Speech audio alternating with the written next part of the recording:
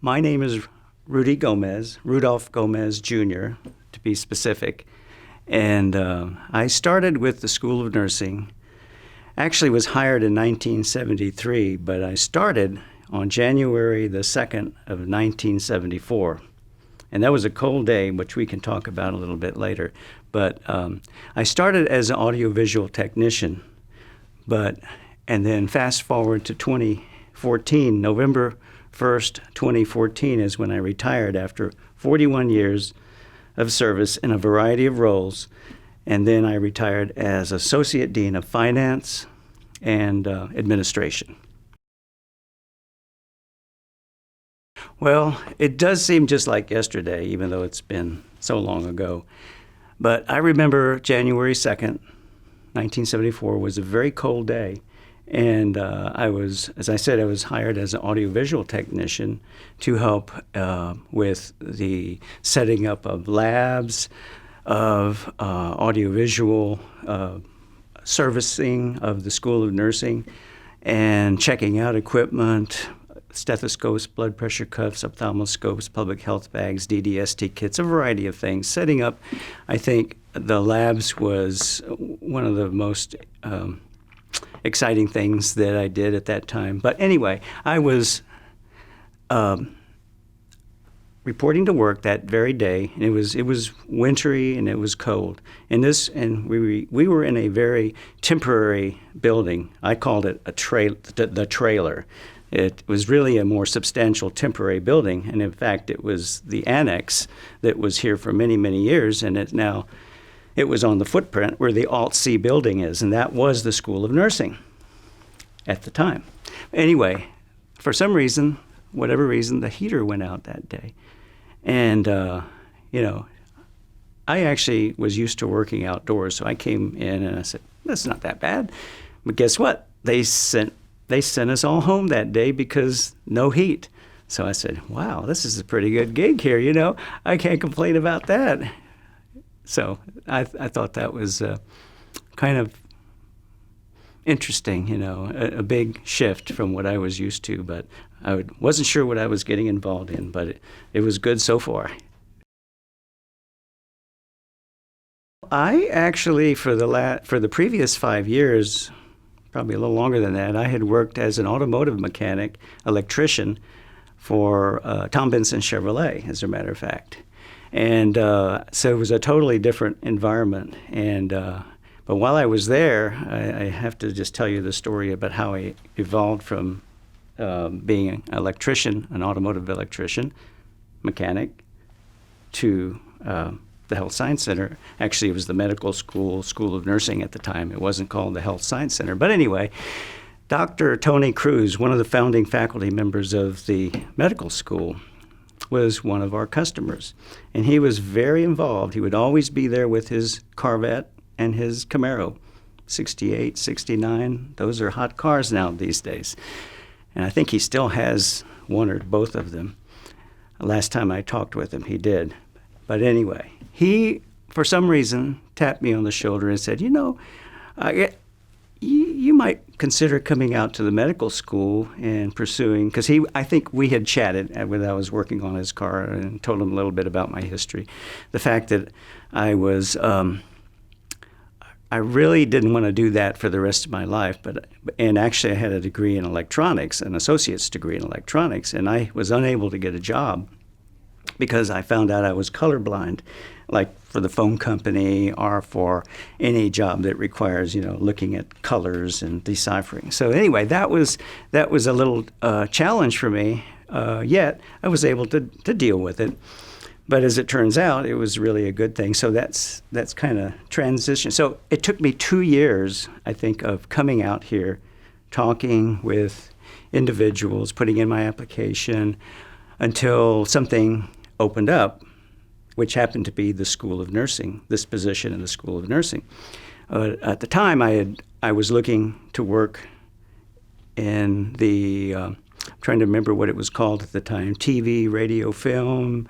Vern Hine, Sam DeMint, all of those folks were very, at the time, they were the folks that were doing quality production filming, audiovisual support, all of that for the entire campus, obviously. So here we are. There I found myself in a totally different environment, not knowing what the future had for me. Actually had to take quite a cut in pay to move into this environment, a different environment.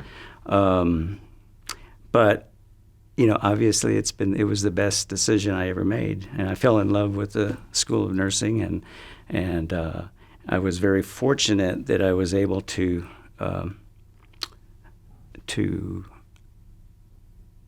identify different areas that I enjoyed doing, and I was given the opportunity to do those things. That is, do more managerial duties. I have to say that one of the jobs that I was tasked to do was ordering supplies, dealing with purchasing, and that was very interesting to me. That we were here in San Antonio, but we had to deal with the UT Austin purchasing office, and we got our checks from Austin. And that was because we were a system school of nursing, part of a UT system school of nursing, and not necessarily part of this campus. We were physically located here, but we were not structurally reporting to leadership, upper leadership, as far as the School of Nursing is concerned. We had our own president, President Marilyn Willman, who was the president of the, I believe, 6 schools of nursing across Texas. So it was a very different environment, but that didn't last too long. It was quite traumatic for us all. We weren't, as change usually can be. It can be very the fear of the unknown. What is we were so used to being a system school of nursing, and we weren't really quite sure how this was going to evolve. So I remember the faculty were upset. The staff were a little uncertain about what was coming down the pike, and how we dealt with that, I have to say, was we did a little video, a little satire on this whole concept of going from system school of nursing to becoming part of the big campus here. And we entitled that "The Final Days."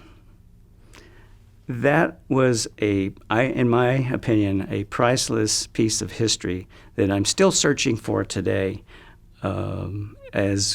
because it was one that we recorded ourselves, and I know we kept it for many, many, many, many years, and it was very, very humorous and very, very. It spoke to the reaction that everyone was having. And so if I could only locate that would be really something special. But it really was the fear of the unknown, as simple as that.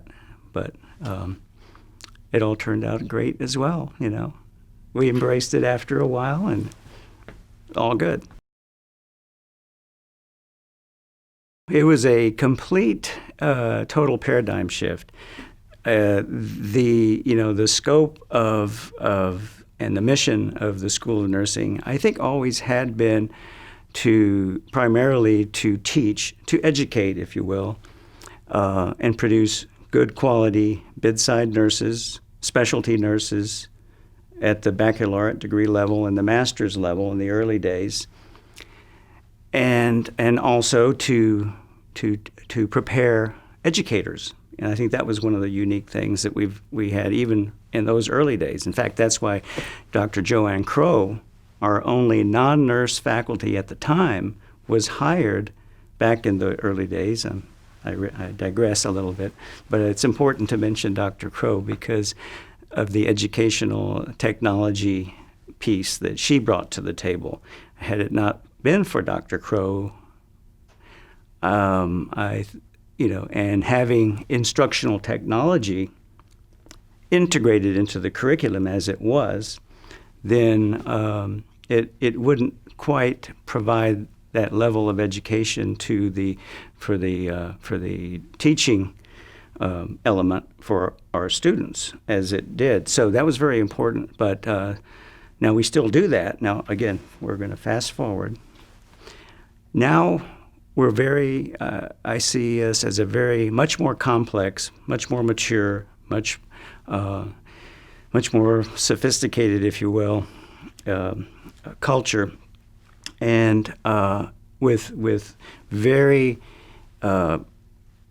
similar missions of the entire campus, which is to educate, practice, research, and community engagement, all of those things.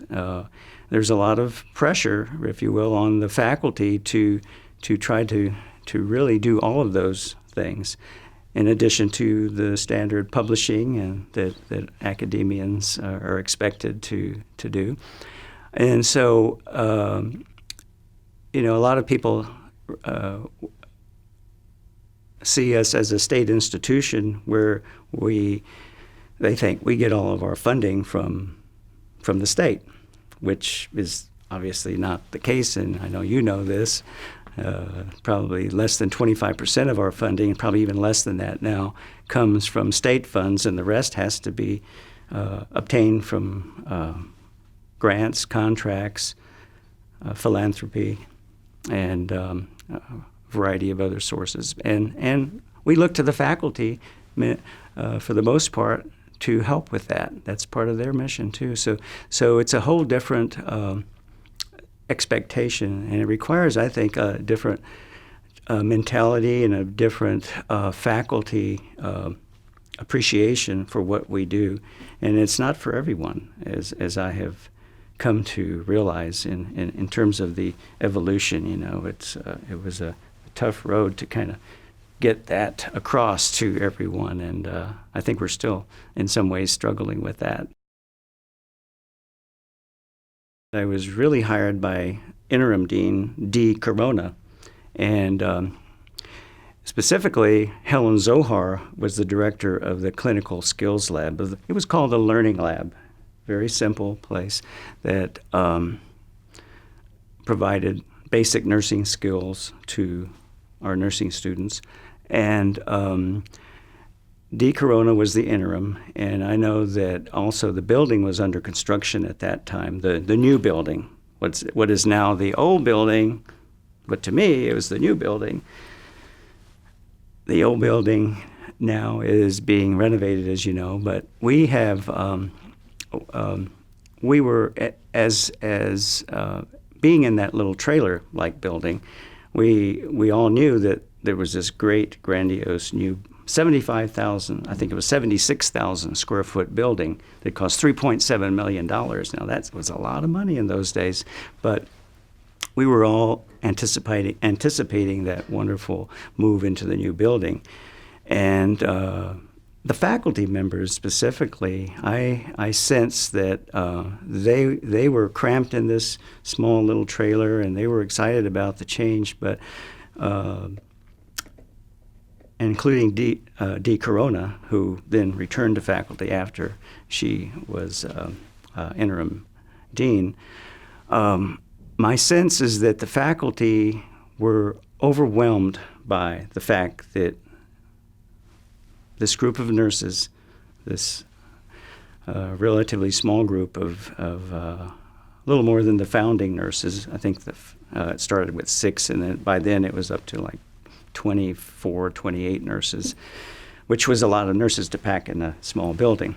But anyway, a small temporary building. So we were ready, we were bulging at the seams, ready to go into this beautiful new building. But as I said, my sense is it was over the top, overwhelming. We had these wonderful color-coordinated offices for every faculty member, one faculty member per office instead of sharing spaces. That was really something. Galleria, patio area with skylights, plenty of classroom spaces, large classrooms from accommodating 400 students down to small conference rooms and the kivas, which were a real special place. Kiva, as you might know, is Indian word for for small meeting place, a round small meeting place. And we had 4 round rooms, and so those were all carpeted and very well sound proofed, so that sound didn't move from one room to the other, even though we had open. We had no doors to any of the kivas. It was just you'd have to walk down. And those are special. And then, of course, the water fountain, the water feature of the building, the garden, indoor garden. That was just like, do we deserve all of this? How can we, we're nurses. We're, and from my perspective, these altruistic individuals who went into nursing to serve, to provide patient care, to educate, this was over the top for them, and I sensed that, and I too appreciated the wonderful surroundings. Now Dean Hawken was hired about 7, 8, 9 months, I think, after I was hired, and Dean Hawken arrives, Patty Hawken, and she was ready. She was ready to go. She was young, eager, very much centered on excellence. So she was ready to bring this young faculty to the next level. Dean Hawken was very wise too. When even though in the early days she did. She wanted to document the history, even from the very beginning, 10 years, 20 years, 30 years, 40, so on and so forth. I don't know if she did the 40th, but I think that was Dr. Another dean. But anyway, it was, as I was talking about Dean Hawken, she had a passion for excellence, and you could never underestimate where she was going with taking the school to the next level, as I said.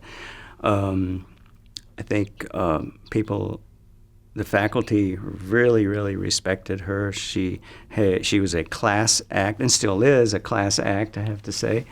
And she just is. It's amazing to hear some of her speeches in the early days. And I have to say, I don't know if this has been mentioned, but we have all of her speeches all stored away in what we called our own archives. And I'm not sure if they made it to the library or not, but and I say all, probably most of the important speeches that she did, presentations that she did on the state of nursing. And of course, she was very well known in the across the country, because she became president of the National League for Nurses, and that brought a lot of prestige and to the school, to the health campus at the time, and that was a big deal. She really taught Loretta James and I have to tell you who Loretta James is. Loretta James was the Dean Hawkins' longtime executive assistant. In fact, Loretta Loretta James and I worked alongside of each other for many, many years, until she passed away about 5 years ago, a little over 5 years ago. And that was a huge loss, because Loretta and I learned so much from Dean Patty Hawken in those early days. She taught us the importance of excellence, of striving for perfection, realizing that none of us are perfect, but don't settle for second best.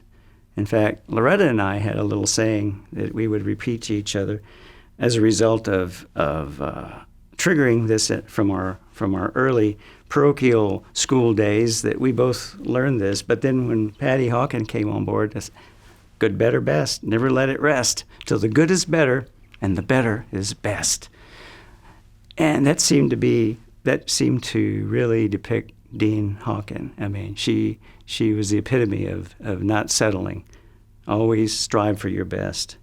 And so that was instilled in us, reinforced in us. I think we had that in each of us, Loretta and I, already, because we had, sometimes we'd share stories, and I think we had the same nun that was, well, we don't, that's for another time.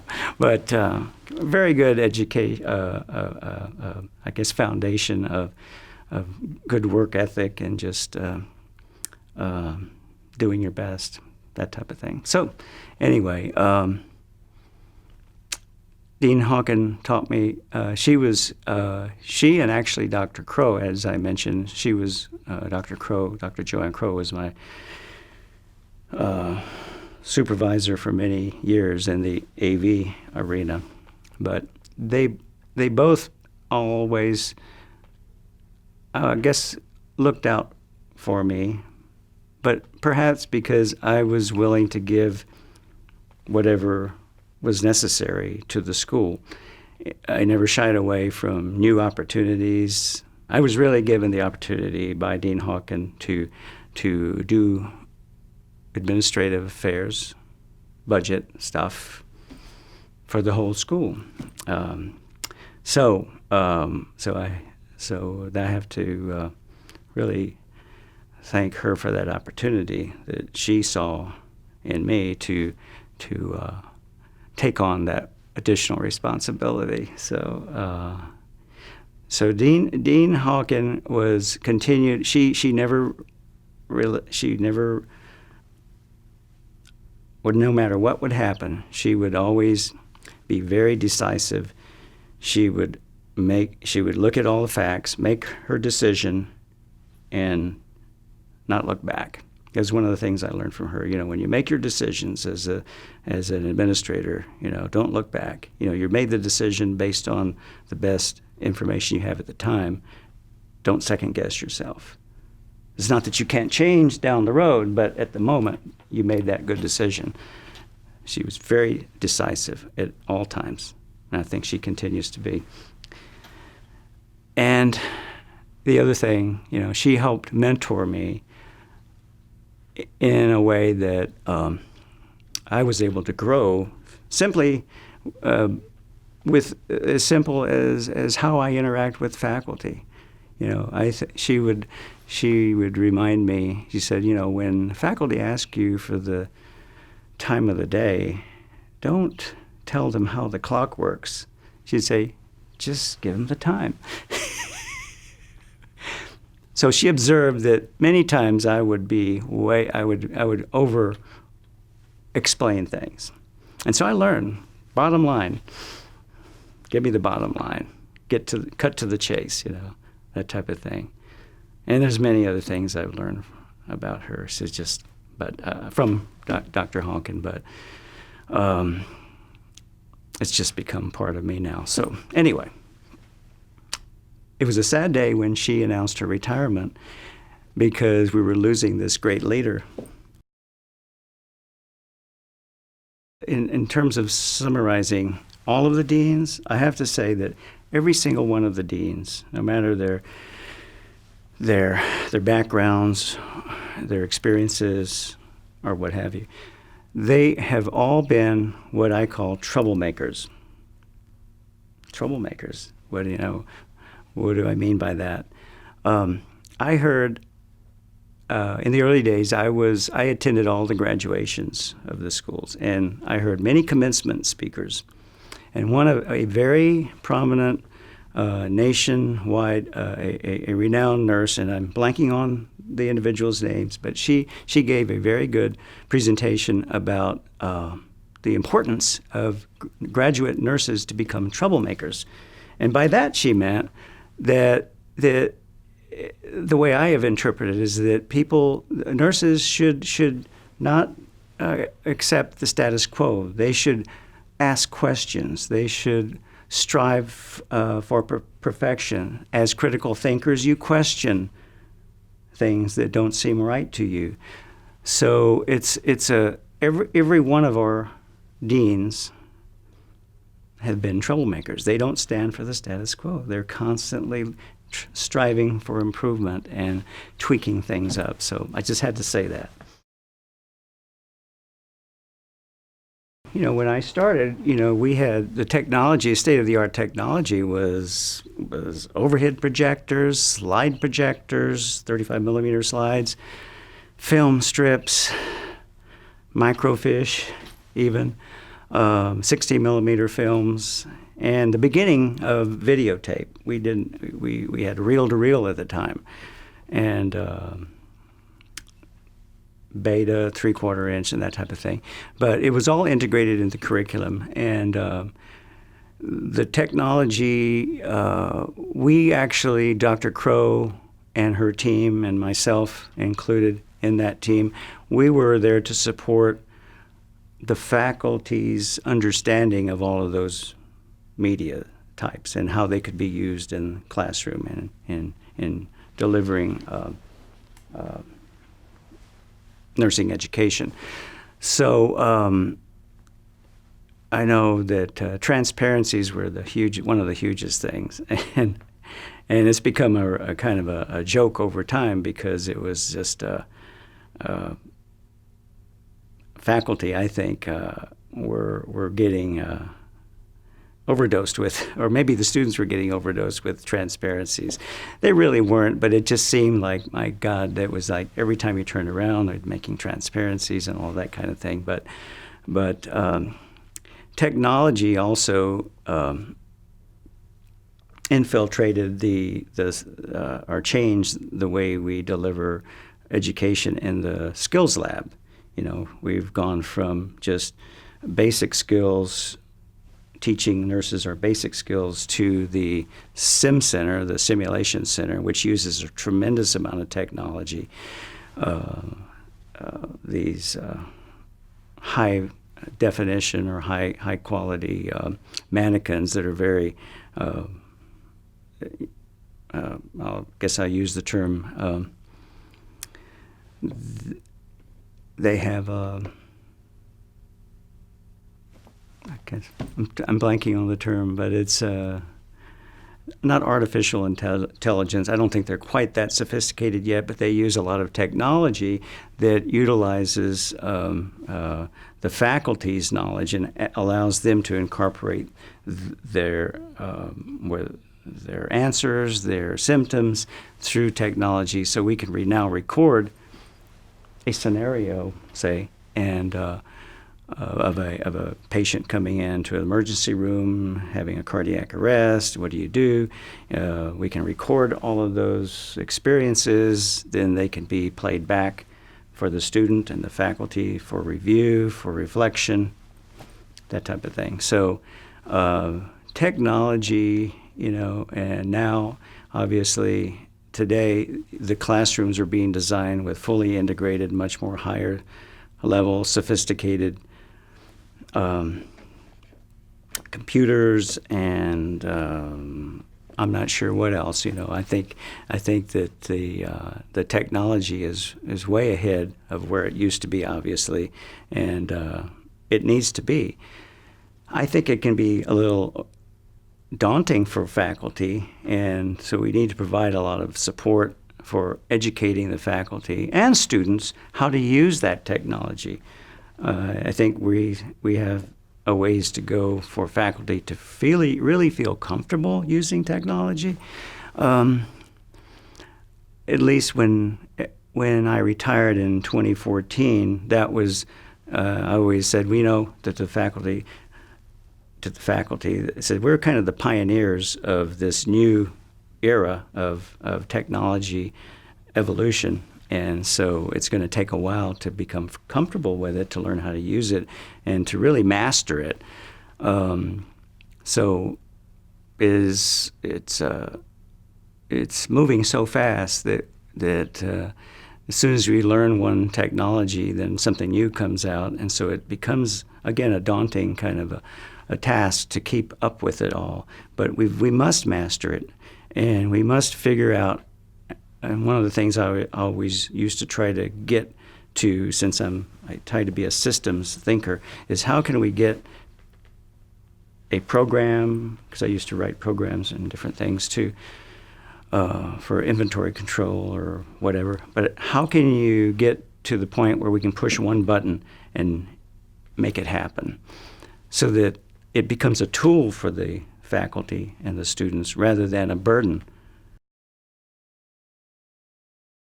That original mannequin, in the early days we had plenty of money to build a beautiful building, but we had very little money to buy supplies and mannequins. Not that they weren't available, but in the early days, a handful of our founding faculty member constructed this life-size mannequin that the nursing students could practice on, and they named her Kate. I think they refer to her today as Aunt Kate. I just remember her as Kate. Now, Kate, my understanding is that Kate was named after one of our very stern faculty members, Kathleen Boyle. Kate. She was very she too was a troublemaker. Let's put it that way. But sometimes she was so stern that I don't think she had much of a sense of humor. So anyway, this other handful of faculty members decided to call her Kate because they could stick little needles in her. I think that's just my take. No one's mentioned that, but I started connecting the dots, and that's how I see that. Anyway, so the folks, there was like a handful, 6 or 7 faculty members who actually they got together in their sewing circle and they started stitching this Kate up and making her into a mannequin. And then they embroidered their names on her hindside. There's Laurie for Laurie Hagstad, Helen for Helen Zohar. I think it might have been Margaret Bell, Margaret. There were several others, and I'm kind of blanking on the other names. But that was a very special mannequin because that was the first mannequin. In fact, when I came to work, that was the only mannequin we had. So students were practicing and giving injections or just making a bed with this mannequin in it and doing simple things. But she Aunt Kate is a very special mannequin in our history. BONUS is an acronym for a networking group called the Business Officers of Nursing Schools, BONU, Nursing Schools, BONUS. It was BONUS was a very important networking group that started back in 1986. The deans group, the AACN, the American Association of Colleges of Nursing, is primarily a deans group. But back in 1986, they decided that it might be a good idea to bring business types of nursing schools together for a meeting, for just a general conference, that type of thing. And this was the first time that nursing business types, and I say business types, not necessarily business officers, because the people invited to that conference had a variety of titles. They were anywhere from executive assistant to the dean, because smaller schools, everything's done in a smaller scale. Administrative secretaries, administrative assistants, dean, associate deans. So everything in between, assistant deans, associate deans. If it didn't matter the title, what mattered was what their role was in the School of Nursing. Did they deal with the fiscal affairs, the business affairs? And so we got this group came together, and I was invited by Dean Hawken. She handed me this paper. She says, "Oh, this is something you might be interested in, or maybe not, but would you like to go?" I said, "Sure, absolutely. It sounds interesting." Well, all of this time, when we got together, we all realized it was just magic when we all got together. People for the first time across the nation realized that there were other people doing the same thing that they were doing. And doesn't sound like, well, some big revelation, but for nursing business types, it was, because it is a little, nursing business support, administrative support offices can be a little unique and a specialty in and of itself versus being in a business officer role in a medical school or a general business office of a university even. Very specialized kind of things that we do. We deal with the budget, the payroll, personnel matters, day-to-day operation, facilities management, special projects, compliance monitoring, and all of those kinds of things. And they're very specific to nursing. So we got together as a group, sort of decided that this was something that should continue, not just as a conference, part of AACN, being one conference per se, but make it more meaningful. Let's get some organizational structure. For the first time, nursing business officers across the nation could truly network in a somewhat of a professional organizations structure. So we, outside of AACN, at every opportunity we got, we discussed it, and it took us 4 years to finally come up with a bylaw structure, a nominating structure, and selling it to AACN, because AACN said, "What is this? It's just a conference." My words, not theirs, but that's how we interpret it. We wanted more than just a conference. We wanted to have more formal recognition that this was a group that deserved a name and bylaws and could network outside of the conferences throughout the year. And so, as I said, it was very, very special. It was magic. And so I was fortunate to be one of the founding members of that group that actually worked on all of those initial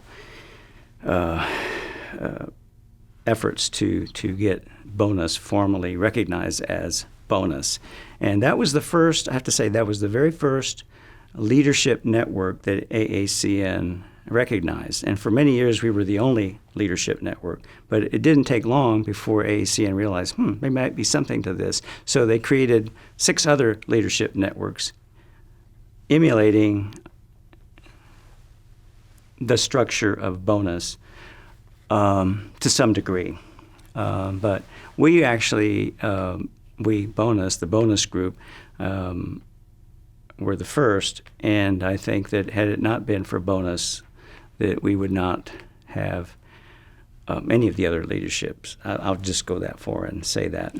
So I had the fortunate, I was fortunate to be selected as president on 2 occasions of the group, which is a 3-year term, president-elect, president and then immediate past president. So that was very special to me. And then in 2013, I was awarded the award, the prestigious award that I received was the Jerry Otzman Founders Award. Because Jerry Otzman basically he was from Wayne State University, and he was one of the 4 individuals who got together. It was Pat Hall from Utah, University of Utah, Dan Jr. from Yale, Jerry Otzman from Wayne State University, and myself from the Health Science Center here, School of Nursing in San Antonio. So, but Jerry was tenacious, and he was I'll say, the unofficial leader. He wasn't designated as president until for about 4 years later, but up until that time, every time we got together, he was the informal leader. And he was the one that pushed, really, if we got to stay together and let's get this done. Unfortunately, right after his tenure as the first president, he passed away. And who could replace Jerry? So he was the motivating force behind our group. We owe a lot to him, and so we came up with this Jerry Otzman Founders Award. So it's very special. I think there's been 5 individuals, maybe 6, that have received that since then. So very special, and I feel that that has provided energy to business officers all across the nation, and I hear it time and time again. I was fortunate to actually attend the 2018 conference, which happened to be here in San Antonio, and Dean Breslin gave the keynote speech presentation, and it was so special that to hear Dean Breslin acknowledge the group, to help reinforce the importance of what we all do. Not that we needed it, because I think by now it speaks for itself. But it just really reinforced that and provided validation for the group. And so I am now a lifelong member, and I hope to continue to attend conferences, not every conference, but from time to time, to keep up with the wonderful group that I've made friends and colleagues all over the country. Very special group. That just recharges us all. And everybody says that, man, I go back to my school and I'm ready to go, because I know I'm not alone. So it's all good.